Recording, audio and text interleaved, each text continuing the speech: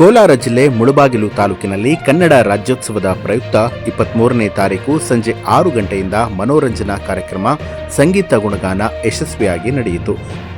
MP Mallesh Babu, JDS Mulbagal ಶಾಸಕರಾದ ಸಮೃದ್ಧಿ ಮಂಜು ಅವರು, ಕನ್ನಡ ರಕ್ಷಣಾ ವೇದಿಕೆ ಸಂಘಟನೆಯವರು, ಆಟೋ ಚಾಲಕರು ತುಂಬಾನೇ ಅದ್ಧೂರಿಯಾಗಿ ಈ ಒಂದು ಕಾರ್ಯಕ್ರಮವನ್ನು ನಡೆಸಿಕೊಡೋದಕ್ಕೆ ಯಶಸ್ವಿಯಾಗಿದ್ದರು.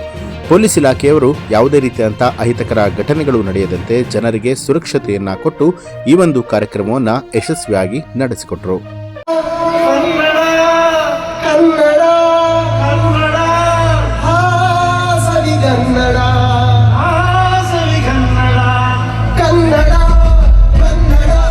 ಮತ್ತೆ ನಮ್ಮ ಲೋಕಸಭಾ ಸದಸ್ಯರಿಗೂ ನಾನು ಒಂದು ಮನವಿಯನ್ನ ಸಲ್ಲಿಸ್ತೇನೆ.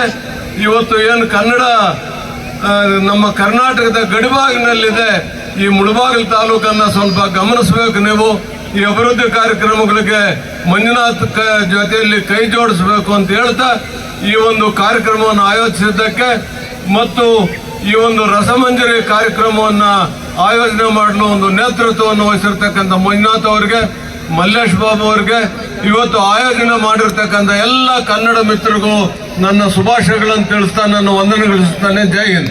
ಎಲ್ಲರಿಗೂ ನಮಸ್ಕಾರ.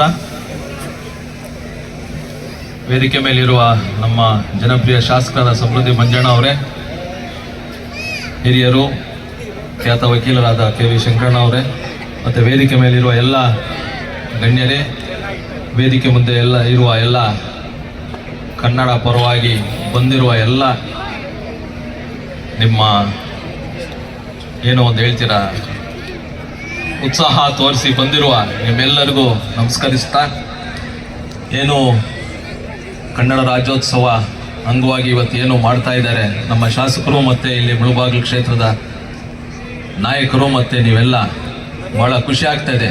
ಈಗ ತಾನೇ ಬಂಗಾರಪೇಟೆಯಲ್ಲಿ ಇದೇ ರಾಜ್ಯೋತ್ಸವ ಕಾರ್ಯಕ್ರಮ ಮುಗಿಸ್ಕೊಂಡು ನಾನು ಇಲ್ಲಿ ಬರ್ತಾ ಇದ್ದೀನಿ. ಅಲ್ಲಿ ಸ್ವಲ್ಪ ಚಿಕ್ಕದಾಗಿ ಮಾಡ್ತಾ ಇದ್ದಾರೆ, ಬಟ್ ಇಲ್ಲಿ ಭಾಳ ದೊಡ್ಡದಾಗಿ ಮಾಡಿದ್ದಾರೆ. ಅಲ್ಲಿ ಕೇಳಿದಾಗ ಸ್ವಲ್ಪ ಮುಳಬಾಗಿಲಿಗೆ ಅರ್ಜೆಂಟಾಗಿ ಹೋಗ್ಬೇಕಾಗುತ್ತೆ ಅಂತ ಹೇಳಿದಾಗ ಅವ್ರು ಹೇಳಿದ್ರು, ನಿಮ್ಮ ಶಾಸಕರು ಭಾಳ ಜೋರಾಗಿ ಮಾಡ್ತಾಯಿದ್ರೆ, ದಯವಿಟ್ಟು ನಾವು ನಿಮ್ಮನ್ನು ಬೇಗ ಬೀಳ್ಕೊಡ್ತೀವಿ ಅಂತ ನಮ್ಮನ್ನು ಬೇಗ ಬೀಳ್ಕೊಟ್ರು. ಇಲ್ಲಿ ಬಂದು ನೋಡಿದ್ರೆ ಏನು ಈ ಸಾವಿರಾರು ಜನ ಸೇರಿದ್ದೀರಾ, ಭಾಳ ಖುಷಿ ಆಗ್ತಾಯಿದೆ. ಇಲ್ಲಿಂದ ಒಂದು 20 ಕಿಲೋಮೀಟ್ರ್ ಹೋದರೆ ಆಂಧ್ರ ಸಿಗುತ್ತೆ.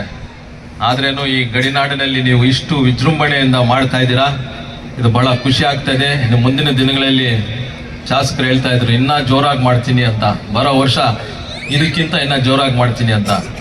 ಈಗ ಏನು ಇವಾಗ ಈ ರಸಮಂಜರಿ ಕಾರ್ಯಕ್ರಮ ಮಾಡಿದಾರ, ಇವ್ರಿಗೂ ಒಂದು ಸ್ಟ್ಯಾಂಡರ್ಡ್ ಫಿಕ್ಸ್ ಮಾಡಿಬಿಟ್ಟಿದ್ದಾರೆ ನಮ್ಮ ಶಾಸಕರು, ಇದಕ್ಕಿಂತ ಇನ್ನೂ ಜೋರಾಗಿರಬೇಕು ಬರೋ ವರ್ಷ ಅಂತ.